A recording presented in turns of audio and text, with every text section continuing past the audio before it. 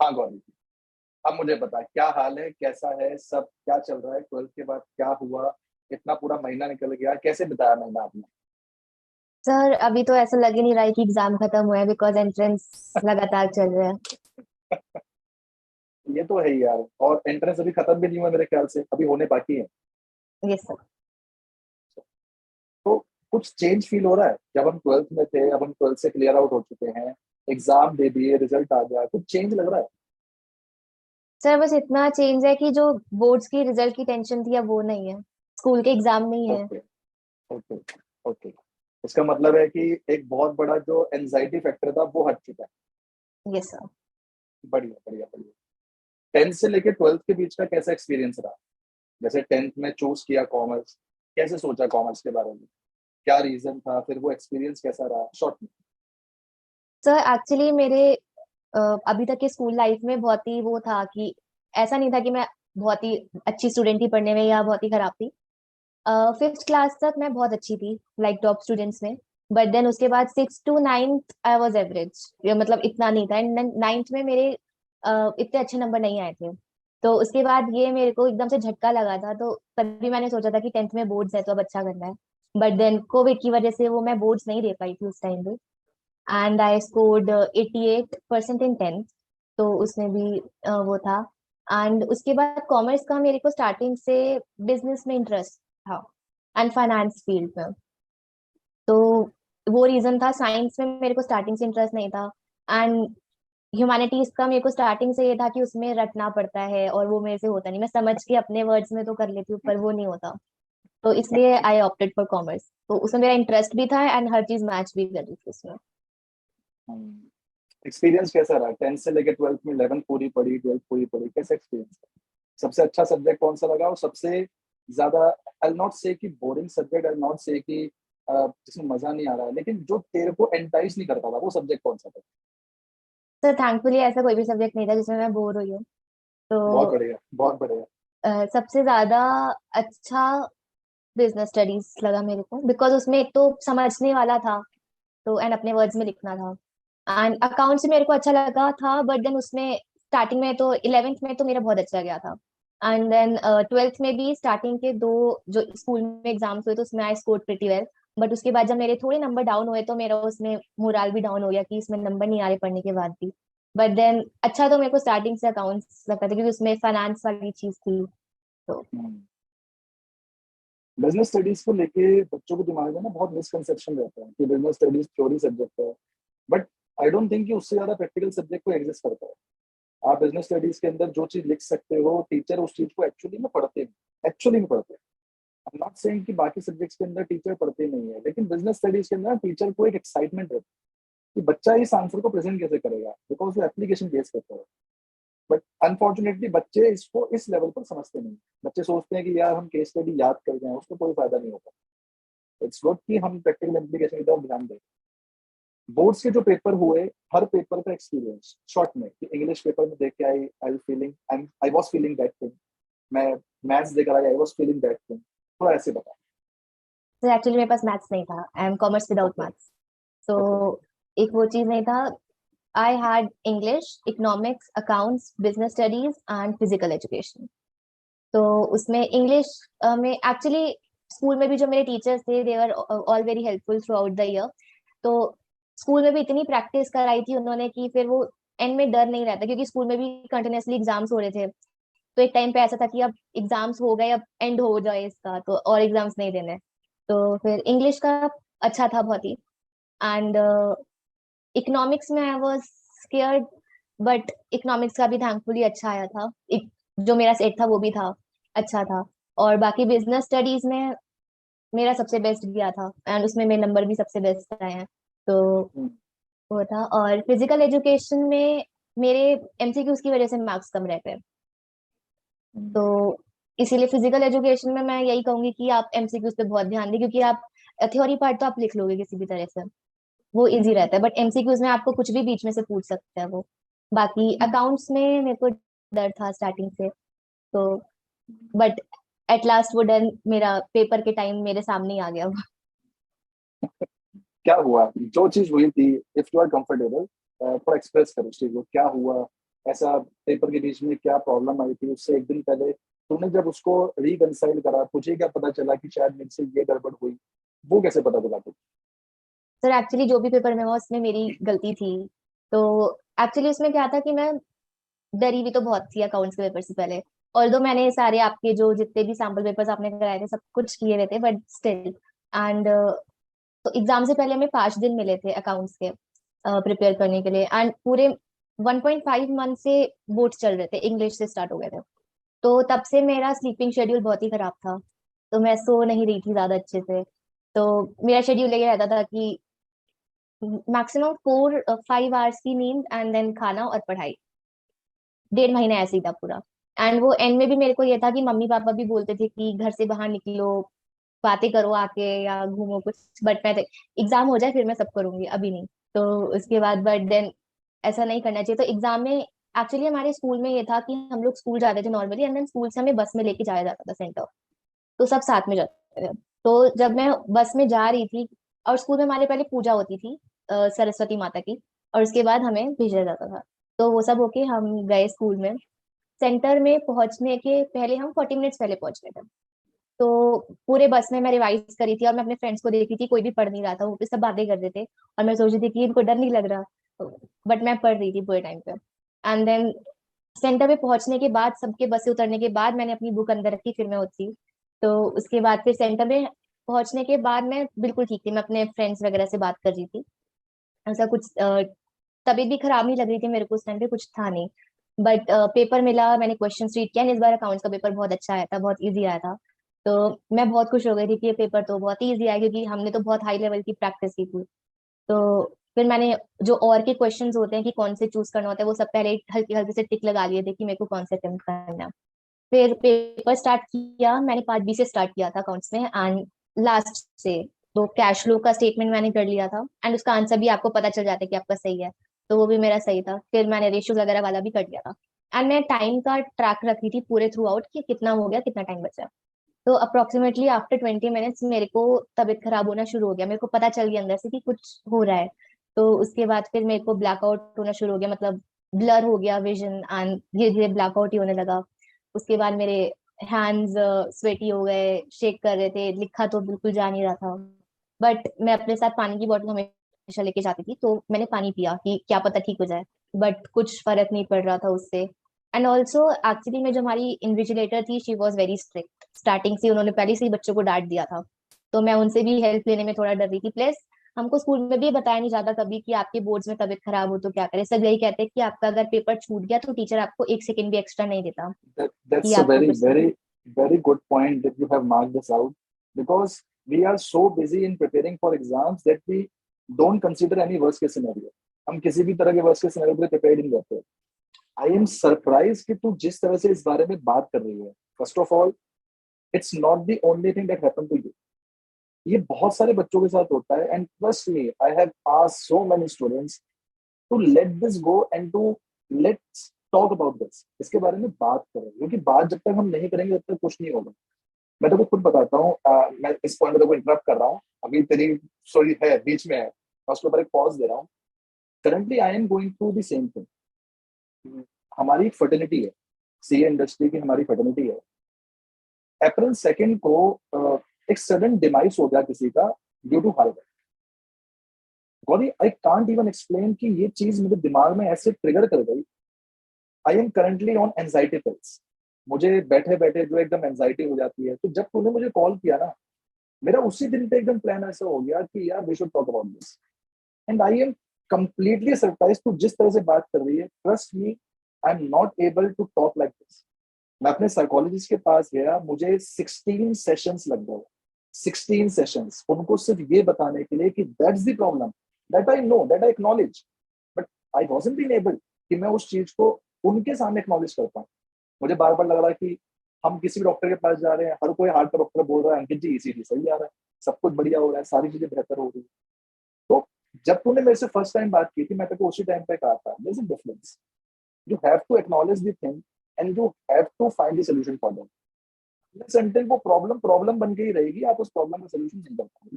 तो मुझे अच्छा लगा कि तूने ये पॉइंट हाईलाइट किया कि हम टीचर्स सिर्फ इस बारे में प्रिपरेशन कर रहे होते हैं कि नंबर कैसे लाएगा। हम लोग इस बारे में प्रिपरेशन नहीं कर रहे होते, जबकि मैं क्लास में आप सबको ये बात बोल रहा था कि खाली स्टडी नहीं है, स्टडी है, स्लीप है, एक्सरसाइज है, डाइट है, अपना एटीट्यूड बहुत ज्यादा अच्छा रखना है। बट अनफॉर्चुनेटली हमारा जो मेन फोकस होता है वो सिर्फ स्टडी पे होता है, एंड वो फिर बैकफायर कर जाता है। अब तू कैरी आउट कर, क्या हुआ फिर? तो हमारी इन्विजिलेटर भी स्ट्रिक्ट थे जैसा मैंने बोला। और मेरे दिमाग में यही था कि अब अगर मेरा पेपर मैंने छोड़ दिया तो टीचर तो मेरे को बिल्कुल भी करने नहीं देगा, वो मेरा आंसर शीट ले ही लेगा। तो उसके बाद मैंने मैम को इसलिए कुछ भी नहीं बताया वहां पे कि मेरी तबीयत खराब हो रही है। मैम बॉदर्ड भी नहीं थे इतने, जो हमारे इन्विजिलेटर थे। तो फिर ऐसे करते करते काफी टाइम हो गया था। तो एक तो मैं बार बार टाइम देख के भी पैनिक कर रही थी कि इतना टाइम निकल गया और मैं कुछ कर नहीं रही हूँ। तो उसके बाद फिर पानी मैंने पिया, थोड़ी देर मैंने कहा कि कुछ नहीं करते अभी, सिर्फ बैठते हैं।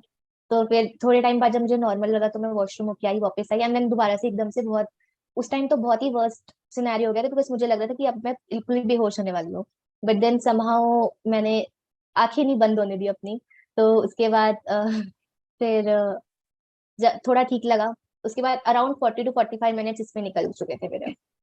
तो उसके बाद फिर मैंने कहा कि जितना भी करते हैं कुछ तो लिखते हैं एकदम, क्योंकि सिर्फ 2 ही क्वेश्चंस किए हुए थे मैंने उस टाइम पे। तो फिर मैंने लिखना स्टार्ट किया। एंड राइटिंग मेरी बिल्कुल नहीं आ रही थी, बिकॉज ग्रिप ही नहीं बन रही थी, स्वेटी हैंड्स एंड शेक कर रहे थे वो। एंड ऑल्सो इस बार ये भी था कि हमारी जो शीट्स थी वो आधी रूल्ड थी और आधी फॉर्मेट वाली थी, तो उसमें आपकी लाइंस नहीं थी, तो एकदम मेरी स्ट्रेट तो मैंने कुछ भी नहीं लिखा, सब टेढ़ा ही लिखा है मैंने वहां पे। तो उसके बाद फिर जितना भी लिखा गया मैंने फिर सीक्वेंस वगैरह कुछ ध्यान भी नहीं रखा। मैंने सारे 6 मार्क्स वाले कर लिए पहले। उसके बाद फिर 4 की मैं नंबर वाइज चल रही थी ना। एंड somehow मैंने सारे बड़े बड़े क्वेश्चंस कर लिए, बट मेरे एमसीक्यूज रह गए। और टीचर ने बिल्कुल भी एक्स्ट्रा टाइम नहीं दिया, वो मेरा पेपर ले गए। एंड वो एमसीक्यूज में मेरे को था अगर 1 मिनट भी और मिल जाता तो मैं कुछ भी तुक्का मार के कुछ भी कर लेती, तो शायद मेरे और नंबर बढ़ जाते। बट देन वो 20 के 20 एमसीक्यूज मेरे रह गए थे, क्योंकि मैंने पार्ट बी के भी नहीं अटेम्प्ट किए थे, क्योंकि मैं सीक्वेंस वाइज नहीं चल रही थी। एंड देन पार्ट ए के भी एमसीक्यूज मेरे 20 रह गए थे। आफ्टर और एग्जाम इसके जैसे बाद तू फिर बाहर आई। फिर जब पेपर ले लिया तो मेरे को कुछ सेकंड तो रियलाइज ही नहीं हुआ कि हुआ क्या एकदम से। तो उसके बाद फिर मैंने जब आसपास का माहौल देखा, मेरे सारे दोस्त इतने खुश थे, बोल रहे थे कि मेरा आधे घंटे पहले पेपर खत्म हो गया, मैं इतनी देर से फ्री बैठा हूँ। तो बहुत सारे सब खुश थे वहां पे। जिनके पेपर अच्छे नहीं गए थे वो भी बहुत खुश थे वहां पे कि पेपर खत्म हो गए, बोर्ड्स खत्म। बट उस टाइम पे मेरा सिचुएशन बहुत ही वर्स था। और उसके बाद फिर मेरा एक्चुअली जो मेरे पीछे फ्रेंड बैठा था वो मेरे स्कूल का ही था, रोल नंबर वाइज जैसे हम बैठे थे। तो उसने मेरे को पूछा कि तेरे को एग्जाम के बीच में कुछ हुआ था क्या, बिकॉज जब मैं मैम से पूछने के लिए उठी थी, पीछे मुड़ी थी कि वॉशरूम के लिए, तो उसने देखा था मेरे को। तो मेरी आंखें उस टाइम पे बहुत रेड हो रही थी और उसको समझ में आ गया था कि कुछ तो गड़बड़ है, बट उस टाइम पे एग्जाम के टाइम पे नहीं पूछ सकते ऐसे। तो उस टाइम उसने पूछा था, तो मैंने फिर उसको बोला तबीयत खराब हो गई थी हल्की सी, बिकॉज उस टाइम पे मैं बिल्कुल भी स्टेट में नहीं थी कि मैं समझाऊंगी मेरे साथ क्या हुआ। तो उसके बाद फिर बस में सारे बैठ के हंसी मजाक करते हुए आ रहे थे, मैं चुपचाप बैठी थी साइड में। तो मैं एक्चुअली में आपने आप इससे पहले वाली आपका एक वॉइस नोट आया था व्हाट्सएप पे, जिसपे आपने बोला था कि आपको लिखना चाहिए आपको एक्सपीरियंस, तो मैं पहले से ही इमेजिन करके उसको लिख रही थी कि मैं कल कैसे आऊंगी घर वापस, खुश खुश आऊंगी और सब करके पेपर खत्म करके। बट देन उसका अपोजिट हुआ, मैं घर पे भी सुबह बोल के गई थी मम्मी पापा को कि मैं खुशी खुशी आऊंगी पेपर देके। बट किसी तरह से मैंने वो पूरे ट्रैवल के रास्ते में अपना रोना रोक के रखा। फिर स्कूल पहुंचने के बाद टीचर्स पूछ रहे थे कि पेपर कैसा गया, तो मैं किसी को फेस ही नहीं कर पा रही थी उस टाइम पे। फिर मैं घर वापस गई और घर जाने मतलब मैंने जैसे ही बेल बजाई आई स्टार्टेड क्राइंग। उस टाइम मेरे से फिर नहीं रुका गया। फिर मम्मी ने दरवाजा खोला था और वो तो एकदम से डर गई कि क्या हो गया, एकदम रोती हुई आ रही है। फिर उन्होंने कुछ नहीं पूछा, पहले तो मेरे को बिठाया, पापा को बुलाया, वो भी घर पे थे।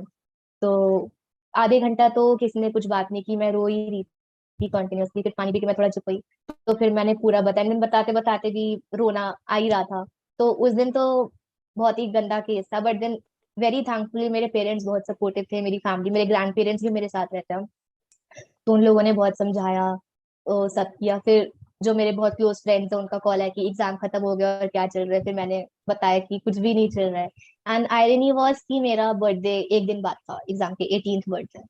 तो मैंने जितना भी प्लान किया हुआ था सब, बर्थडे तो मेरे दिमाग में था ही नहीं। एंड उसके लिए भी तो मम्मी पापा ने बहुत मोटिवेट किया। फिर धीरे धीरे ठीक हुआ। उसके बाद मेरा बर्थडे भी मैं तो कैंसिल करी थी प्लान जितना भी किया, बट मम्मी पापा ने बोला नहीं नहीं ऐसी ऐसा कुछ नहीं करना। तो फिर उस वजह से भी जब मैं सबसे मिली तो बताया मैंने किसी को भी नहीं, बिकॉज वो बार बार ये चीज आप रिकॉल करते तो लगता है एग्जैक्टली। आपको। तो ठीक था। इवन सब पूछ भी रहे थे कि बर्थडे है, मूड क्यों खराब है, तो आई वाज लाइक कि कुछ नहीं कुछ नहीं। तो ये सीन था उस टाइम पूरा। हाउ डिड यू डिसाइड कि तुझे मुझे ये बताना चाहिए? बिकॉज मैं गौरी के बारे में थोड़ा बता दूं, गौरी और मैं पैन इंडिया बैच में कनेक्टेड, हम दोनों कभी मिले नहीं है। हम लोग इस तरह से फेस टू फेस भी आज पहली बार बात कर रहे हैं। हम लोग सिर्फ वॉइस पे ही कनेक्टेड है। गौरी मुझे देख सकती है, मैं उसको पढ़ा रहा हूँ और मुझे उसकी वॉइस आ रही है, yes sir I have understood, that's it. तूने डिसाइड कैसे करा कि मुझे ये बात बतानी चाहिए? बिकॉज अगर मैं तेरी जगह होता पर्सनली, मैं तेरे जितना मैच्योर नहीं, मैं तेरे जितना, जितना तू सिचुएशन कंट्रोल कर रही है कि तू घर पर आके तू टीचर के सामने नहीं बोल पा रही है, मैं इमोशनली बहुत वीक हूँ। मुझे रिकॉल करने में वक्त लगता है, मैं इतनी जल्दी नहीं बोल पाता। तूने कैसे डिसाइड करा कि तुझे मुझे बताना चाहिए? क्योंकि मेरे को याद है कि तूने मुझे शायद कॉल किया था, जहां तक मेरा ध्यान है। कैसे डिसाइड करा, क्या चल रहा था मन में? सर मैंने आई गेस आपको इस इंसिडेंट के 5-6 दिन बाद कॉल किया था। तो अ, मैं ऐसे ही बैठी थी, देन आई वाज लाइक कि आपने मेरे को एक पूरे साल पढ़ाया है तो आपको बिल्कुल राइट है कि, क्योंकि आपके एक्सपेक्टेशन मेरे से बहुत थे, तो मेरे को था कि मैं अपने खुद के एक्सपेक्टेशंस मीट नहीं कर पाई। तो फिर मेरे को था कि उस टाइम पे आपको एकदम से बड़ा सा शौक नहीं देना मेरे मार्कशीट बेच के, तो मैं अभी बता दूं कि एक्चुअली में हुआ क्या। एंड जिस तरीके से आपने मोटिवेट किया था उससे भी मुझे लगा कि आपको बताना चाहिए। एंड ऑनेस्टली स्पीकिंग कि इतना मुझे मेरे किसी स्कूल के टीचर ने भी मोटिवेट नहीं किया, मेरी तारीफ नहीं की जितनी आपने की है। तो उसके बाद ही मेरे को बात करके भी अच्छा लगा था, तो इसलिए मैंने आपको बताया। एंड आपका राइट था जानने का, आपने पढ़ाया है, मेरे पे इन्वेस्ट किया उतना टाइम। तो और देख, बीइंग अ टीचर, हम लोगों को ना मार्क्स से ज्यादा इस बात से बहुत ज्यादा फर्क पड़ता है कि बच्चा ना किसी भी सिचुएशन को टैकल कैसे करता है। We are portraying different personalities. When we are with self, we are like you. When we are in front of you, we know कि आप हम लोगों को एक मेंटोर की तरह देखते हैं। हम जानते हैं इस बात को। और to be very honest, it's a very very very big responsibility. मुझे तेरे मार्क्स से कभी इतना फर्क नहीं पड़ने वाला था। मैं क्लास के अंदर इतनी बार बोल देता हूँ कि it's just the showcase of what you have done. It's not about what you are going to be doing in future. आप क्या करोगे उसका कोई उस पर प्रमाण नहीं। एंड ट्रस्ट मी, जब तूने मुझे उस दिन कॉल किया था, आई कांट इवन एक्सप्लेन, वो मेरे रिजल्ट का सबसे बड़ा गिफ्ट था। That was something so much precious. मैंने घर पर आके अपनी फैमिली को इस बारे में बताया। मेरी फैमिली सब सब यूं कर रहे हैं कि कितनी अपने पास जो है मैच्योर लड़की है, उसने इस तरह से उस चीज को हैंडल करा। इवन मेरे जो बैचेस चलते हैं, सीए इंटर के, सीए फाइनल के, जहां जहां मैं पढ़ाता हूँ, मैंने सब जगह तेरे बारे में बताया कि आई हैव वन स्टूडेंट जिसने इस तरह से अपने पास जो टैकल करा। एंड मेरे को वो चीज बताने के साथ ना एक रियल लाइफ एग्जाम्पल मिल गया।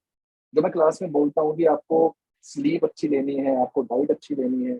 एग्जाम खाली स्टडी नहीं है यार, exam is an online process. आपको वो चीज अपने पास भी टेकअप करनी पड़ेगी। इसीलिए मैंने सोचा, मैंने कहा यार एक बार ना गौरी से बात करेंगे और गौरी से अपने पास इस बारे में ना पूछेंगे, डिस्कस करेंगे।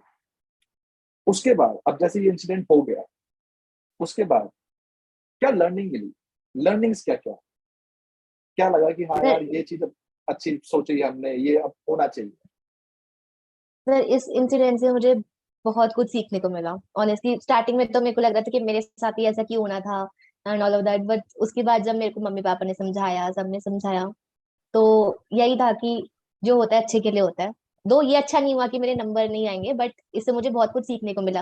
बिकॉज अभी ये बहुत ही छोटा लेवल था, अभी आगे बहुत बड़े अपॉर्चुनिटी बड़े कॉस्ट लेवल। है। अपॉर्चुनिटी हम्म। कॉस्ट है। दैट तो 25 marks was your opportunity cost for this lesson.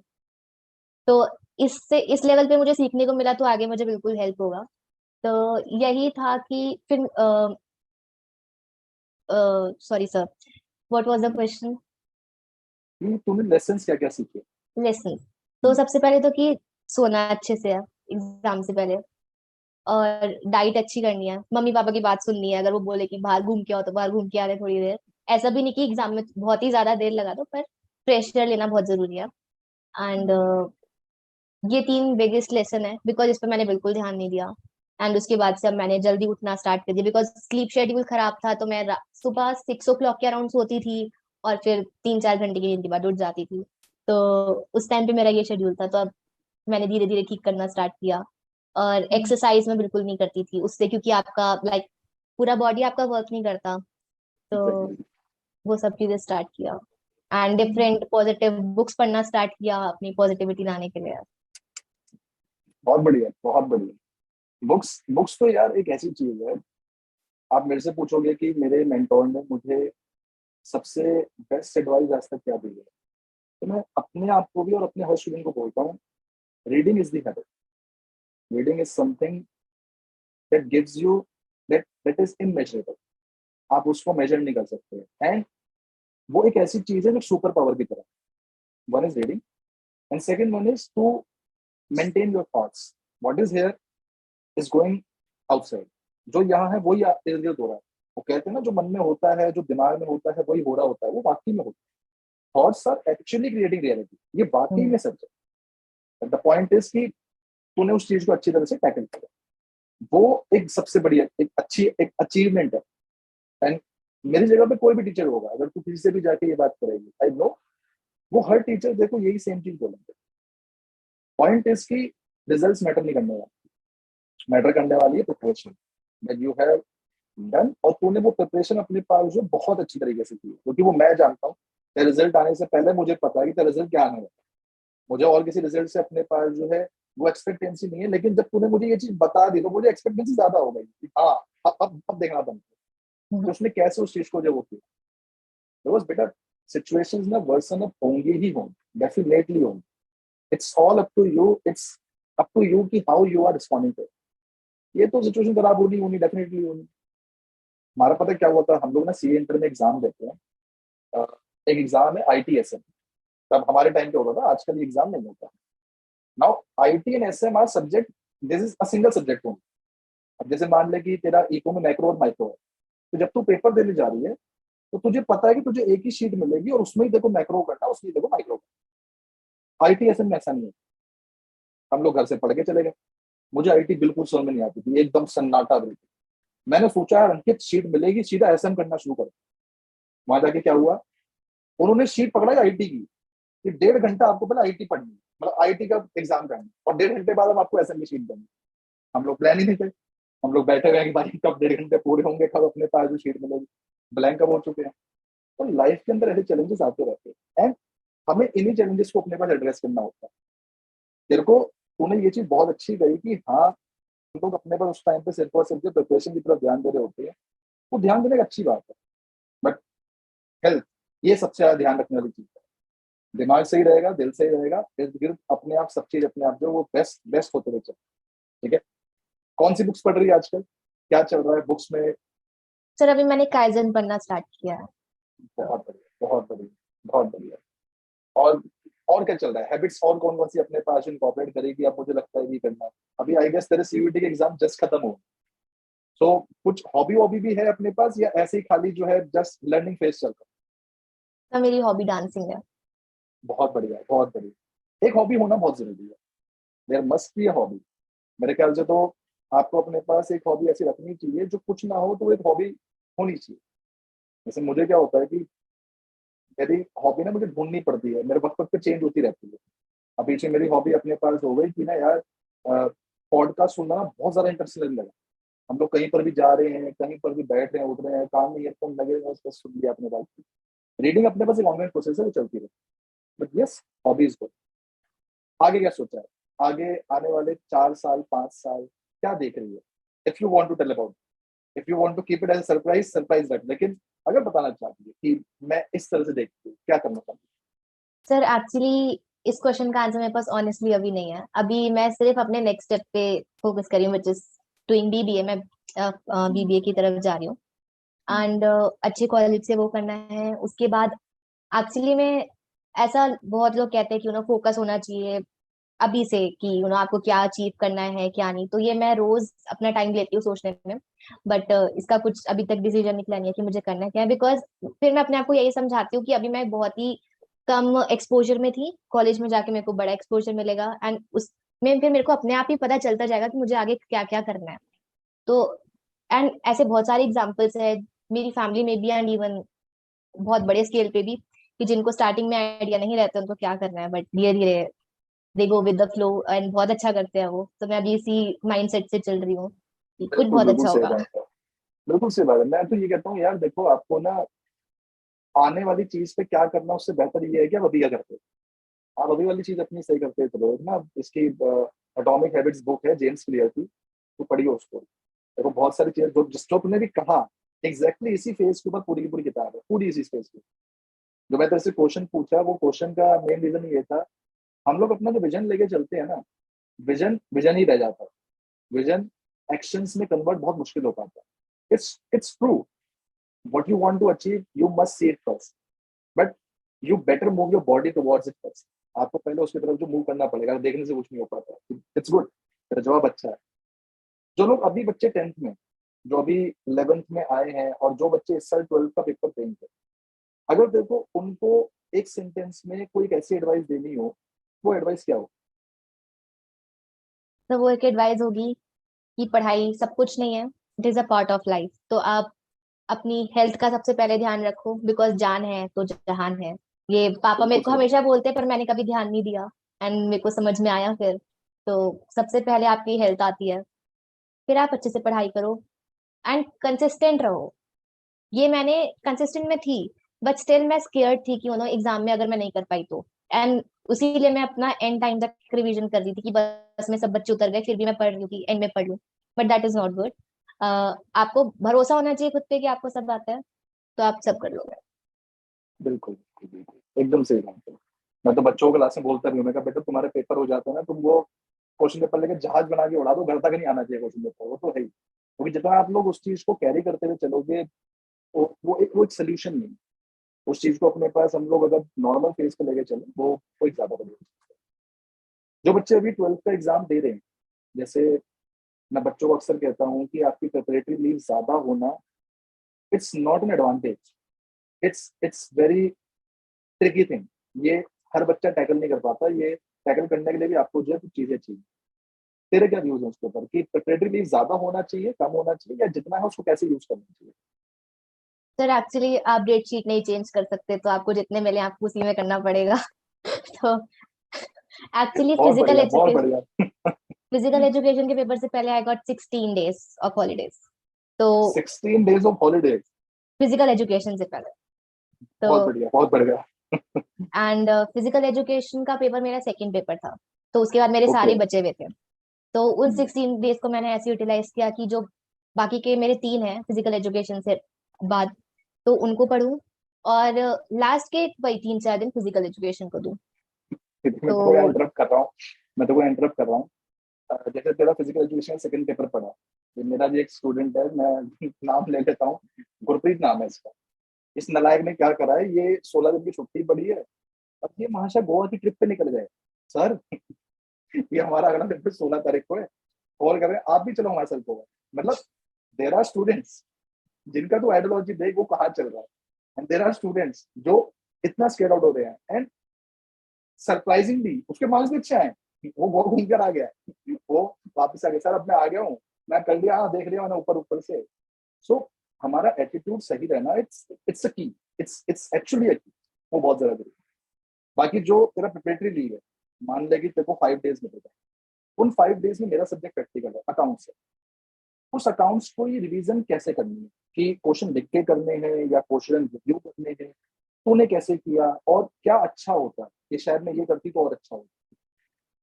Sir मैंने क्या किया था कि आपने जो क्लास में सारे नोट्स लिखवाए थे, नोट्स की एक अलग रजिस्टर बनाया था मैंने, एंड क्वेश्चंस का अलग रजिस्टर था। एंड उन क्वेश्चंस में भी मैं वो स्टिकी नोट्स यूज करती थी कि जो जो बहुत इंपॉर्टेंट है उस पे उसको लगा लूं ताकि वो आसानी से दिख जाए। तो लास्ट के डेज मैंने सिर्फ sample paper 3 sample paper solve किए थे उन 5 days में, 3 ही किए थे। और बाकी दिन मैंने आपके नोट्स से रिवाइज किया था, और जो हाईलाइटेड क्वेश्चंस थे जो बहुत इंपॉर्टेंट थे वो पढ़े थे। एंड इवन क्योंकि उसमें एमसीक्यूज भी आने थे, तो थ्योरी पार्ट पहले पढ़ते नहीं है हम, तो वो पूरे तीनों बुक्स का हल्का हल्का थ्योरी का रिवीजन भी किया कि क्या क्या चीजें हैं। तो इसमें भी मैंने रिवीजन किया था। बट बुक मैंने नहीं ली कि मैं उसमें 120 पता नहीं कितने कितने क्वेश्चंस होते हैं कि मैं बुक से क्वेश्चंस करूं, बिकॉज वो प्रैक्टिकल था ही नहीं किसी भी सीन में। तो क्वेश्चंस मैंने बुक से बिल्कुल भी सॉल्व नहीं किए, मैंने सैम्पल पेपर्स किए और नोट्स रिवाइज किए थे। बिकॉज पहले मैं सारे क्वेश्चंस ऑलरेडी दो बार ऑलरेडी कर चुकी थी प्रैक्टिस में, तो उन 5 डेज में मैंने वो नहीं किया। Can we come to a conclusion कि अकाउंट्स में नंबर ऑफ बुक्स ज्यादा है, जैसे 3 बुक्स है, वो 3 बुक्स का साइज बहुत मोटा है, is it creates any kind of pressure, psychological effect on your mind? तू स्टूडेंट है, तू ज्यादा बता पाएगी। तो वो स्टार्टिंग में जब आप 11th में आते हो तो उसमें एक बुक रहती है, वो बहुत मोटी सी रहती है। फिर 12th में आने के बाद जब 3 हो जाती है तो आपको लगता है कि बहुत सारा पढ़ना पड़ेगा, इसमें बहुत कुछ है। पर ऑनेस्टली अकाउंट्स में लोग कहते हैं कि बहुत डिफिकल्ट है, ऑल्दो मेरा खुद का अकाउंट्स का पेपर ऐसा गया, बट देन अकाउंट्स डिफिकल्ट नहीं है। वो आपको अगर एक बार समझ में आ जाए, कॉन्सेप्ट समझ में आ जाए, तो आप कुछ भी कर लोगे, कोई भी क्वेश्चन। तो बुक देख के हल्की से डर लगता है, बट देन वो जब आपको उसका कंटेंट पता चल जाता है कि उसमें क्या है, आपको सब समझ में आ जाए, तो फिर वो चला जाता है। कंडीशन इज दैट कि यू मस्ट हैव सॉल्व्ड और understood all the concepts, condition ये कॉन्सेप्ट। कॉन्सेप्ट्स। ओके, हमने लास्ट में एक बुक उठाई थी एस सी शर्मा, जो तूने एस सी शर्मा ली थी? ओके, तो मैंने एस सी शर्मा के टाइम पे ये बात क्लास में कही थी, मुझे काफी सारे बच्चे पूछते रहते हैं इस बारे में कि सर आपने 3 इतनी मोटी मोटी बुकें पढ़ा दी, हजार हजार पेज की, और आप आखिरी में हमें बस ये 90 पेज की बुक दे रहे हो, is it going to work? क्या ये काम कर पाएगी नहीं कर पाएगी? तो तुझे उसका एसेंस समझ में आ रहा था कि हम क्यों कर रहे हैं? यस कैसे आ रहा था? सर, एक्चुअली वो इन तीनों मोटी बुक का वो वर्जन था जो कि आपको देखने में डर नहीं लगेगा, और आपने अगर वो तीनों बुक्स कर ली हैं तो ये बुक हो जाएगी। एंड प्लस इसमें क्वेश्चंस बहुत अच्छे थे, बिकॉज बोर्ड्स का जितना भी पेपर था वो इससे कम लेवल पे ही आया था, तो हम प्रिपरेशन वही बहुत अच्छी करके चल रहे थे, हाई लेवल की, बट उसके नीचे ही आया। तो इस बुक ने बहुत हेल्प किया, बिकॉज वही जो क्वेश्चंस मैं बोर्ड में कर पाई, एंड बिल्कुल भी सेंसेस में ना होने के बाद भी मैं जो भी कर पाई, तो उसी वजह से था कि मैंने उसकी प्रैक्टिस किया। तो वो हुआ। इवन 20 मार्क्स का तो मेरा छूटा था पेपर, तो आई attempted for 16 marks, and 20 marks मेरे प्रैक्टिकल में मेरे फुल थे जो मिले थे। एंड उसी के बाद आई स्कोर्ड 58 आउट ऑफ 60, तो मैंने 68 का पेपर किया। तो वो इसीलिए था क्योंकि प्रैक्टिस हम उस लेवल की की थी। हम्म। गौरी, मैंने जैसे फील किया कि मैं तेरे साथ जुड़ा हुआ हूँ पिछले 1 साल से। अगर कोई मेरे से पूछे कि अंकित सर आपका ड्रॉबैक क्या है कि आप ऑनलाइन स्टूडेंट के साथ जुड़े हुए हो, आई फील कि मैं ऑनलाइन स्टूडेंट्स के साथ उनकी कॉपीज नहीं देख पाता, मैं उनका होमवर्क नहीं चेक कर पाता। मैं टेस्ट चेक करता हूँ बहुत मुश्किल से। I have so many test paper, तूने भी देखा होगा जब तुम्हें टेस्ट मिल रहे थे तो वो ऑनलाइन शीट को ही स्कैन करके मैं उसी के ऊपर आपको चेक करके देता। तुझे पता है कि सर होमवर्क चेक नहीं करता हूँ, that you know very well, still I hope you are doing that. मैं ये मान के चल रहा हूँ कि तू ये कर।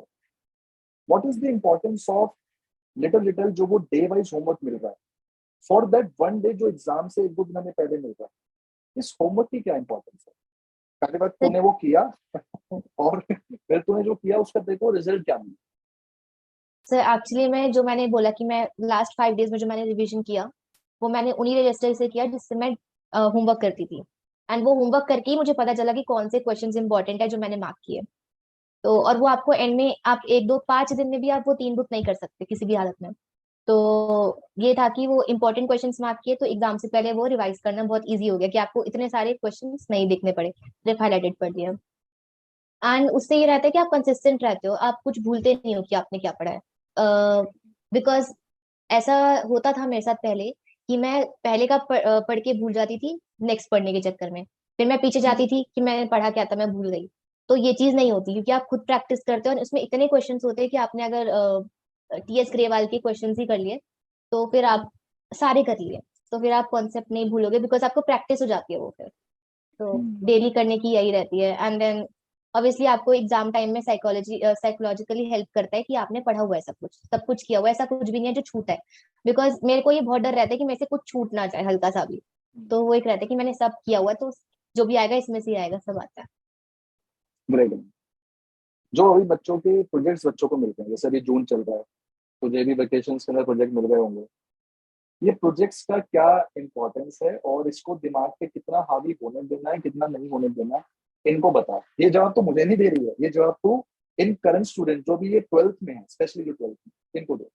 What is its importance and why do you think कि इट्स इवन इन कोर्स, ये क्यों है कोर्स में, and should we actually give that much importance to these kind of things और not? What are your views? तेरे views क्या है इसके ऊपर? सर इस पे करो आप, क्योंकि 20 मार्क्स कम नहीं होते, बट ऐसा नहीं है कि सारा टाइम आप उसी पे लगा दो। आप एक तो टीचर के साथ अपनी इमेज अच्छे से बना के रखो, जो आपकी क्लास टीचर है या जो भी आपके सब्जेक्ट टीचर है। तो अगर आपने प्रोजेक्ट में थोड़ा कम एफर्ट भी डाला तो वो बैलेंस आउट हो जाएगा। एंड प्रोजेक्ट में पर्सनली मैंने ज्यादा टाइम नहीं लगाया था। सारे पांचों सब्जेक्ट के जो प्रोजेक्ट थे मैंने लगातार बनाए थे, विदाउट अ ब्रेक। तो आराम से बनाए थे, मैंने बहुत ज्यादा क्रिएटिविटी नहीं दिखाई थी उसमें। इस जस्ट की काम मिला है, करना है और ठीक से करना है। बिकॉज बाहर से एग्जामिनर आ रहे हैं तो स्कूल की भी रेपुटेशन की बात होती है। तो वो अच्छे से किया, बट ऐसा नहीं था कि मैंने बहुत सारे, क्योंकि मेरे फ्रेंड्स थे, मैं उनको देखती थी कि सारा टाइम उसी में लगे हैं, पढ़ ही नहीं रहे। और उस टाइम पे कुछ लोगों के तो बने ही नहीं थे, उन्होंने एंड में प्रैक्टिकल्स के टाइम पे बनाए कि सर कल आ रहे हैं तो फटाफट बनाए। तो उतना टाइम उन्होंने वेस्ट किया। तो वो फ्रूटफुल नहीं रहता बिल्कुल भी कि आप उसी पे लगे रहो। ऐसा है कि आप टीचर गुस्सा ना करे, आप कंप्लीट करके उनको दे दो, फिर आप बाकी का पढ़ो। ज्यादा टाइम उस पर नहीं खर्च करना चाहिए। हम्म। और तेरे प्रैक्टिकल में जो मार्क्स आए ऑब्वियसली वो अच्छे ही आए। तो क्रिएटिविटी हम लोग इतनी इसके अंदर अपना दिखाएं, और ऑन दी अपॉर्चुनिटी कॉस्ट के उस टाइम पे हम लोग अपनी क्लास छोड़ रहे हैं, that that would not be a good option. वो एक अच्छा ऑप्शन अपने पास नहीं होगा। गुड है ना? मुझे अच्छा लगा तेरे से बात करके, मुझे सर काफी सारे एक्चुअली जो एक है चीज मैं और सोल्यूशन ऐड मिले। करूंगी। जो प्रोजेक्ट की क्रिएटिविटी की बात है, एक्चुअली में हमारे सब्जेक्ट कॉमर्स के प्रैक्टिकल है। अगर वो क्रिएटिविटी ह्यूमैनिटीज वाले दिखाए तो एग्जैक्टली, इट्स गुड कि उनको मार्क्स मिलते एग्जैक्टली, हैं, बट हमें उसके एग्जैक्टली। लिए। मैंने बल्कि इवन स्टूडेंट्स को कई बार क्लास में ये चीज बोली है कि आप अकाउंट्स का जो प्रोजेक्ट है व्हाइट शीट से बनाया करें। आई हैव सीन स्टूडेंट्स वो प्रिंटेड शीट्स ले रहे हैं। मेरे को शीट्स का नाम नहीं पता, but there are some sheets जिनके ऊपर वो फ्लावर टाइप बने होते हैं। Hmm. They are making their accountancy project on that kind of sheets. And and not only for girls only, सबके ऊपर। मैं दूसरों को क्या बोलूं, मैंने खुद ने ऐसे बनाया। मेरा तो रोल नंबर भी वन था। हम लोगों को जब प्रोजेक्ट के बारे में पता चला तो टीचर्स ने कहा था कि आप लोगों को ना कवर चढ़ाना है, तो वो एक कलर बता देते हैं कि आपको पर्पल कलर चढ़ाना है, ये चढ़ाना है। तो मेरे को उस टाइम पे कुछ ऐसा पता नहीं था, मैंने उसके ऊपर एक ब्लैक हैंडमेड शीट चढ़ा के स्पार्कल पेन से लिख दिया अकाउंटेंसी प्रोजेक्ट। मेरे टीचर भी ठीक थे उस टाइम पे, मुझे कुछ ऐसा वो नहीं हुआ। मुझे ये बात कब पता चली, जो रोल नंबर 2 है मेरे पीछे अपने पास, जो लड़का बैठा था रोल नंबर 2 अपने पास, उसने रूल शीट के वो प्रोजेक्ट बना रखा है, वो भी पेन से, बॉल पॉइंट पेन से लिख के। मुझे भी 20 में से 20, उसको 20 में से 20। मैंने कहा ठीक है, मजाक है। मतलब हम जो उसके सामने प्रेजेंट कर रहे हैं, वो चीज आपकी इस काम से भी हो सकती थी और वो इतना टाइम बच सकता है। हम्म। तो वो एक अपने पास चीज होना बहुत बड़ा। बिजनेस स्टडीज के लिए जैसे बच्चे अपने पास केस स्टडीज पढ़ते हैं, कैसे केस स्टडीज पढ़नी चाहिए? Because they are going with NCERT, NCERT के अंदर केस स्टडीज बहुत कम है। If they are going with refresher book, उसके अंदर भी कंसेप्चुअल स्टडीज ज्यादा है। केस स्टडीज हॉट्स के रूप में होती है, बट उतनी नहीं होती है जितनी केस स्टडीज की आपको requirement. How should be tackle these kind of things? हम केस स्टडी को कैसे टैकल? सर केस स्टडी में एक्चुअली मैं कुछ भी उसमें ऐसा नहीं होता कि रॉकेट साइंस आ जाए। सारा एनसीईआरटी बेस्ड होता है। तो मैंने एक्चुअली में एनसीईआरटी की दोनों बुक्स बीएसटी की इतनी थरली पढ़ी थी, लाइन बाय लाइन मैंने हर एक एक चीज इंपॉर्टेंट अंडरलाइन की थी।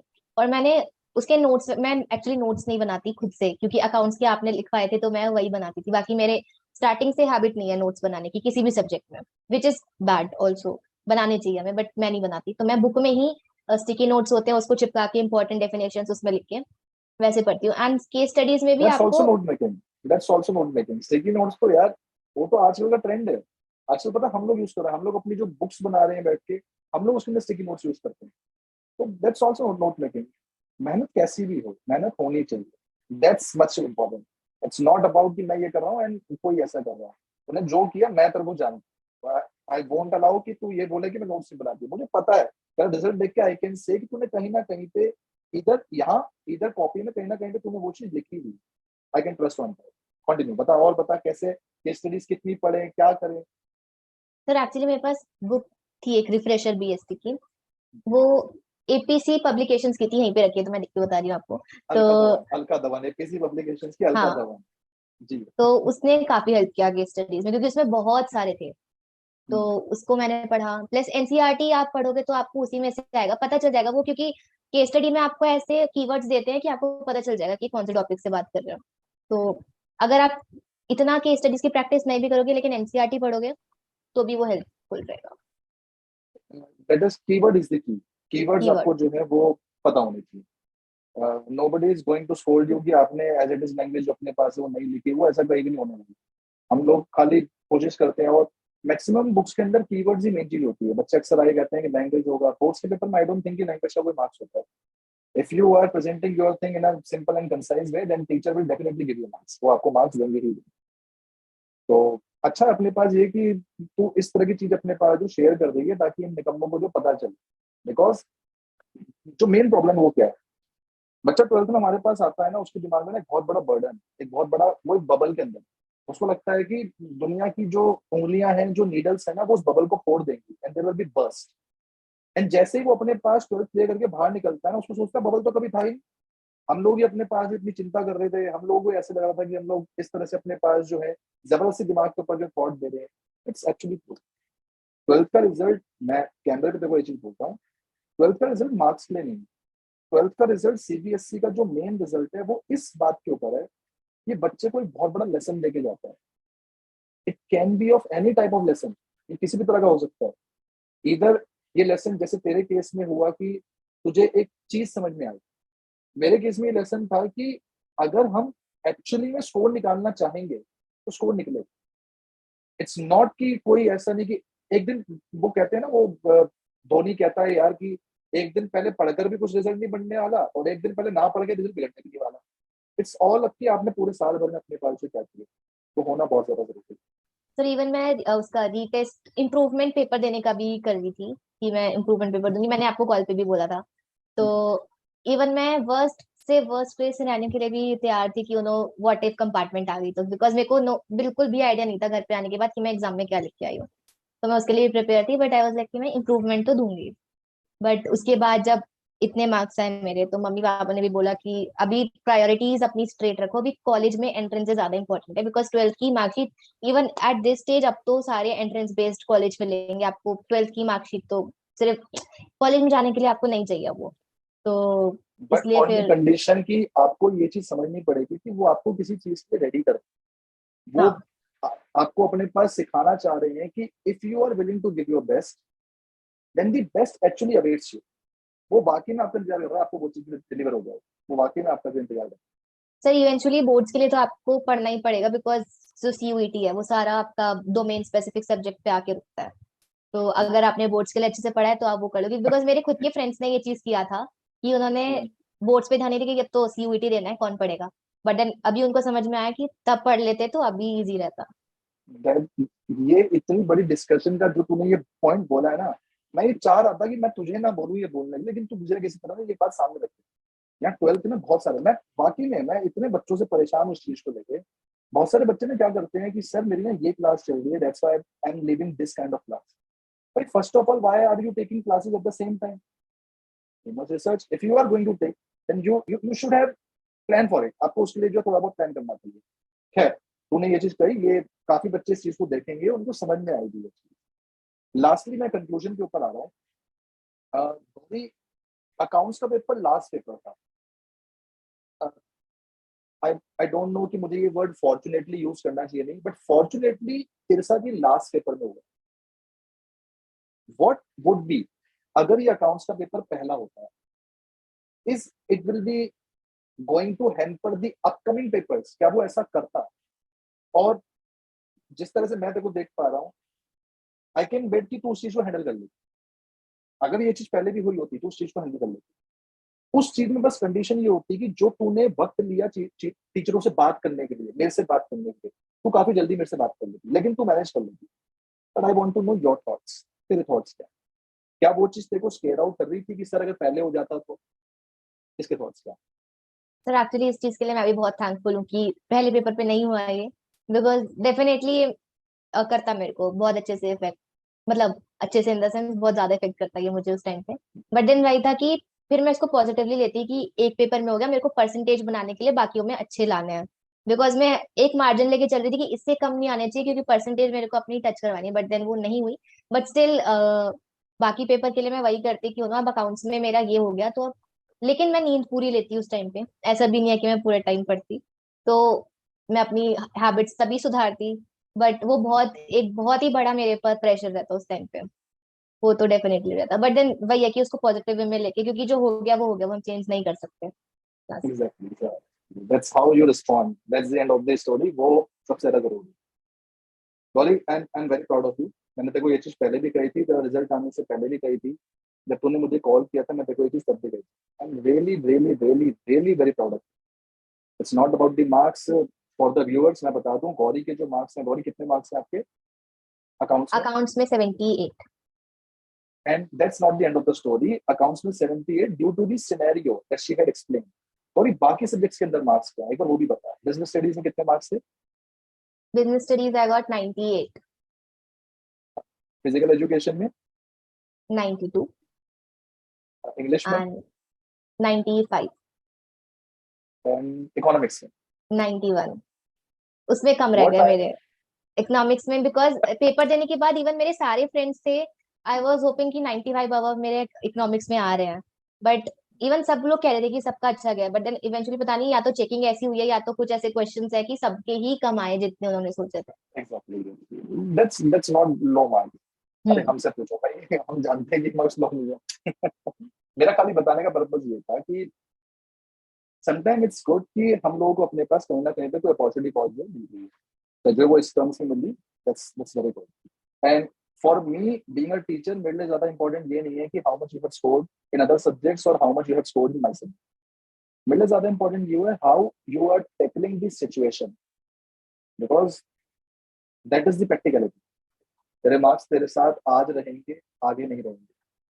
मैं हर बच्चे को ये चीज बोलता हूँ, नो ऑफेंस, मैं किसी बच्चे से ये नहीं कहता कि अगर आप टॉपर हो तो it's bad, but I am saying, I am believing on the fact, if you are not the topper then it's also not, ये चीज कोई खराब नहीं है। It's just a part of life. You are giving exams just to check yourself whether you will be doing, whether you will be doing your best or not. It's just up to that.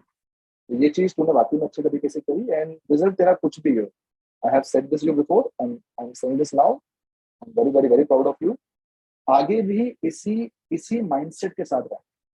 कभी भी अपने mind में ये बात मत आने देना कि this thing would would be like that.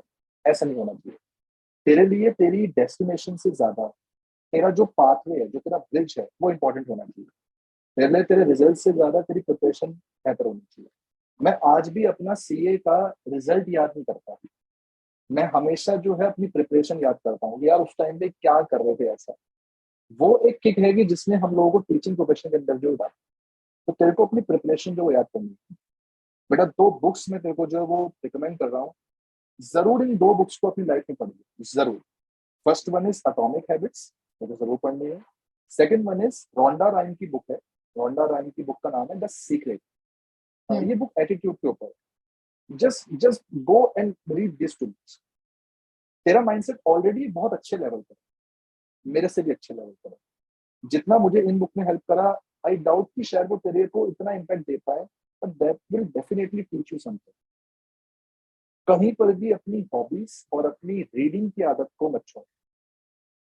Yes, I agree with your parents, I agree with your grandparents, जान है तो जहां, इस बात को अंडरलाइन रखना है एंड सबसे ज्यादा ध्यान उसी चीज को देना। ठीक है, और थैंक यू सो मच, तुमने मेरे को टाइम दिया। बहुत अच्छा सेशन था ये। जैसे ही अपने पास ये अपलोड हो जाएगा, सबसे पहले तेरे को ही भेज दूंगा। पहले तू देखियो, पहले तू मुस्कुराइए उसको देख के, बाद में बाकी सारे बच्चों को मैं ये चीज बताऊँ। Okay, thank you so much, thank you thank you sir. So much, thank you sir. Thank you so much, thank you so much, मिलते हैं, थैंक यू सो मच।